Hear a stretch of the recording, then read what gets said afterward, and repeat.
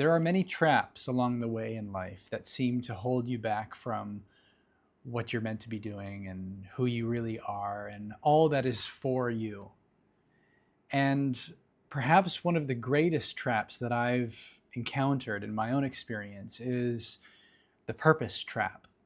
And there are many different aspects to this, but a few of them that have had the biggest impact on me are, for one, the most fundamental, which is, what is the purpose of life? Which, when you think about it, is actually really a silly question, because it's very unnatural to be thinking in terms of what is the purpose of life.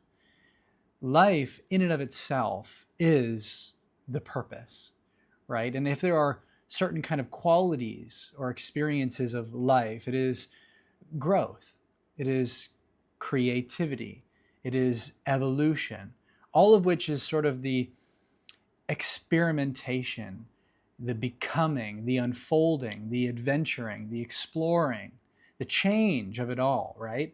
And in that, there's not really right or wrong or better or worse, because from the perspective of life itself, time is irrelevant, right? Life, in its most essential form and meaning, doesn't experience time in the way that we do from our linear, limited perspective, right? Life is infinite. Life is too big to comprehend in a word or in a thought. It is existing outside of time. It is beyond that three-dimensional kind of realm that we can encapsulate it within. So it, of course, will explore all of the expressions that it can imagine, that it can become. It will seek to realize and fulfill upon all the permutations of the possibilities of life. And so the destination is inevitable, which is that everything will become manifest. Everything will be made possible, and everything will be realized given enough time. So it's not really about better or worse or right or wrong. It's actually about what's true, what resonates, what is inspired, what is exciting, what energizes, that is compelling you to do what you are called to do, right? And that's what makes you unique, right? That's what makes any life form unique, is that seemingly individualistic tendency or impulse to move in a certain direction. So then that question of what is the purpose of life, when seen through the eyes of a child, for example, becomes so apparently nonsensical, because a child would never ask the question of what is the meaning or purpose of life.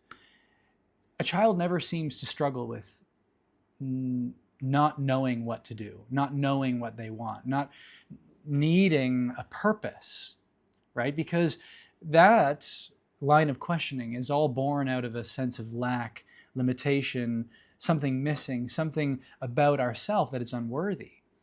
It's giving rise to the question of, where should I be? What should I be doing? Because apparently where I am, what I am doing, and who I am right now is not enough.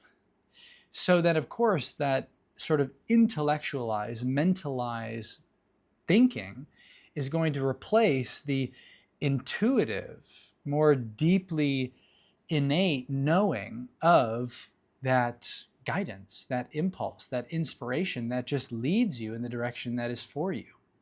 And somewhere along the way, as we adopt these programs and these limiting beliefs and this sense of lack within ourselves, by giving significance to the world and giving meaning to others' opinions, and taking on these experiences in our life and applying them to who we think we are, is what gives us this sense that we must get somewhere in order for our life to be meaningful, in order for who we are to be complete.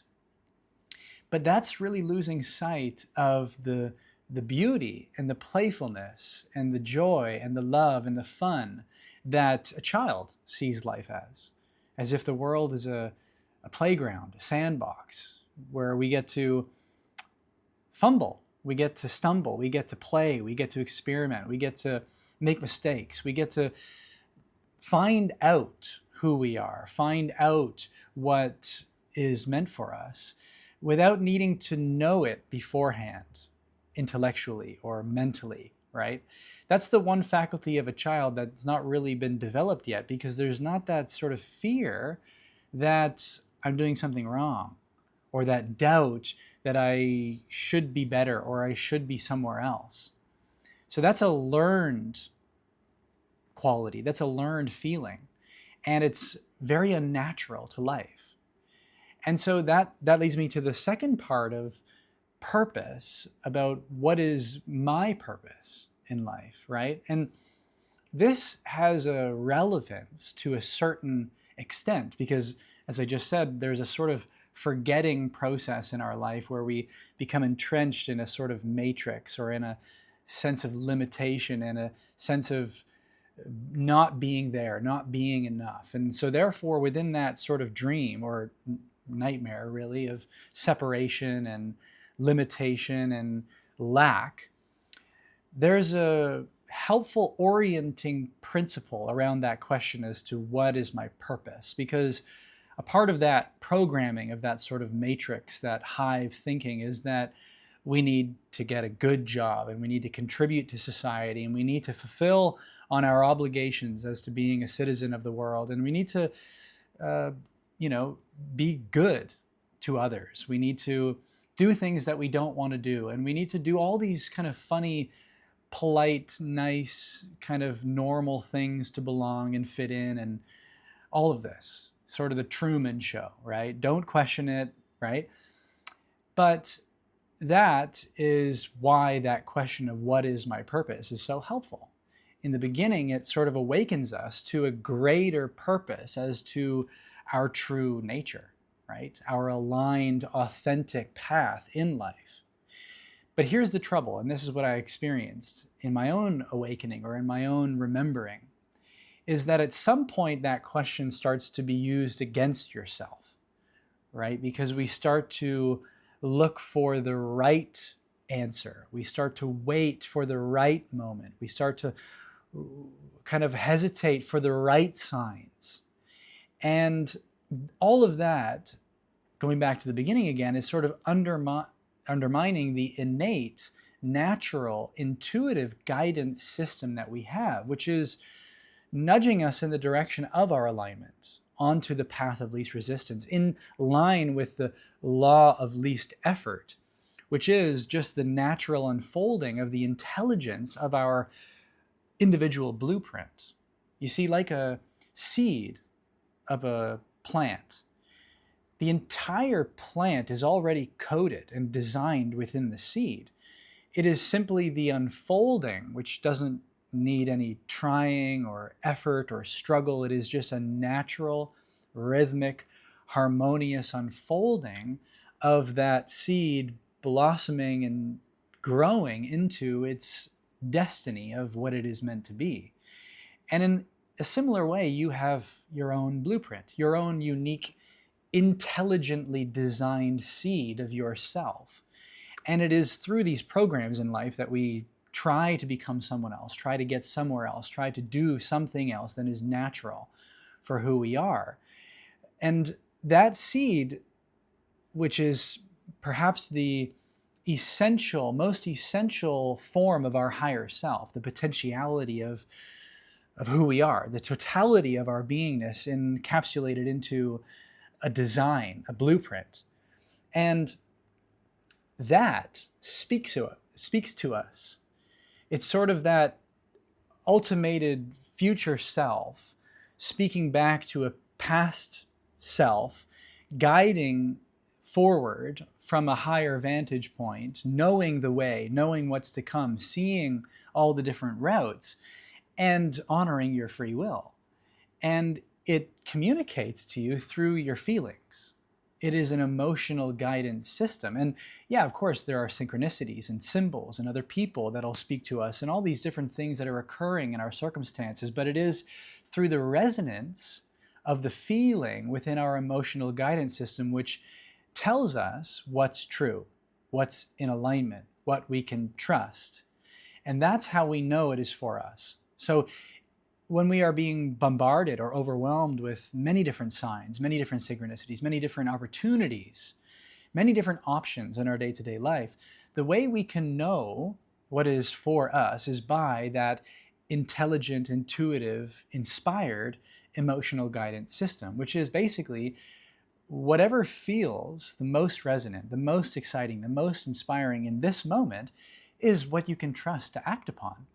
And that's where the need to know your purpose, even the need to know what you want, the need to know where this is going, if it's working, all falls away. And what's remaining is that little nudge in this moment guiding you towards the path of least resistance, using the law of least effort towards the destiny of the greatest possible outcome that is speaking to you right here, right now. And it's ever changing, ever rearranging based on the choice that you make based on the highest feeling that you can trust in and act upon.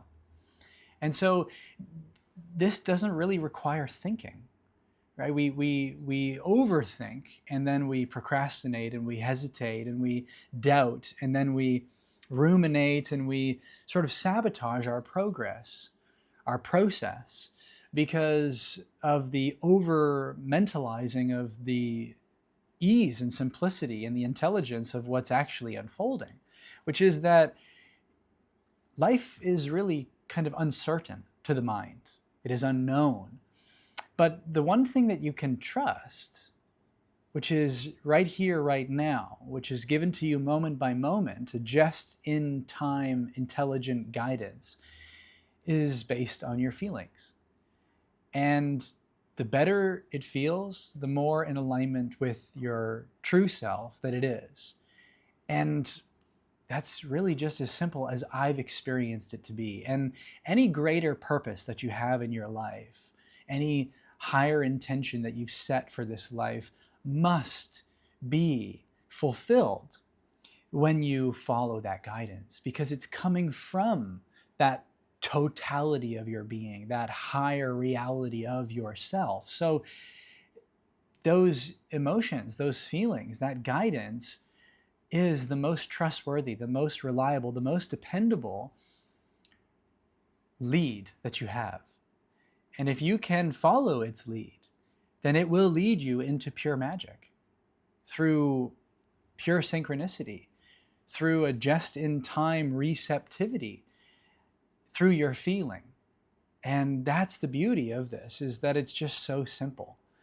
But of course, we sort of grow up from being a child and being playful and being receptive and believing in magic and knowing that we are where we're meant to be and all that we're meant to be, and losing sight of how playful and fun and spontaneous this can be, and just being in love with life, being in love with being, not being afraid of becoming and failing and making mistakes, because that's all a part of the process.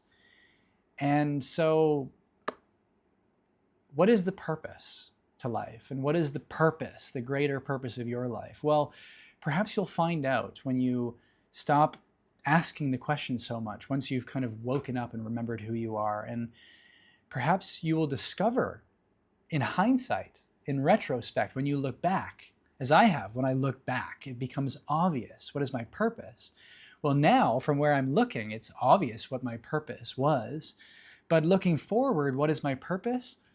I don't know. Maybe I'm not meant to know. Maybe you're not meant to mentally see it or understand it before it happens, because maybe that's just a part of the mystery, part of the fun, a part of the uncertainty, which is what is actually offering us the greatest learning and catalyst and growth, where we can cultivate wisdom and love and actually expand as a soul from a greater perspective.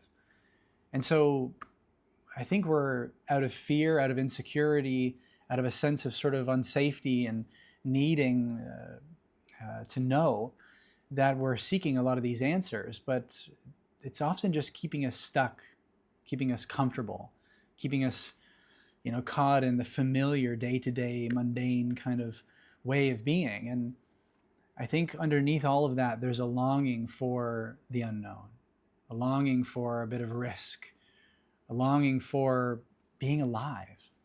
And that's what your emotional guidance system is directing you towards. And this is a big component of the Aligned Creator Blueprint, this guidebook that I'm about to release this weekend coming up. And it's still in the pre-sale phase. It's a fairly short book, but it's very comprehensive and it's very simple. And it walks you through this very simple, very playful, very fun, very intuitive, yet very profoundly intelligent inbuilt mechanism that you have within the individual blueprint of your true self. And this is the process of uncovering that. And if you want to have access to this pre-sale, which is a 33% discount, it's less than $30. It's the cheapest it'll ever be. Price is going up this weekend. So if you want to have access to this, just comment creator down below. I'll send you a link where you can learn more. And you can explore this topic in much more detail, but many other topics which are going to compound into the realization of your true self, the remembering of who you really are, and the sort of formulating of the plan or the blueprint of the way forward for you, which is not necessarily like a whole plan, but it's sort of the remembering, the knowing, the feeling, and the commitment to acting upon your inspiration and doing it in a way that's in alignment with who you really are. So if you want to have access to this guidebook, comment creator down below and I'll send you a link where you can review it today.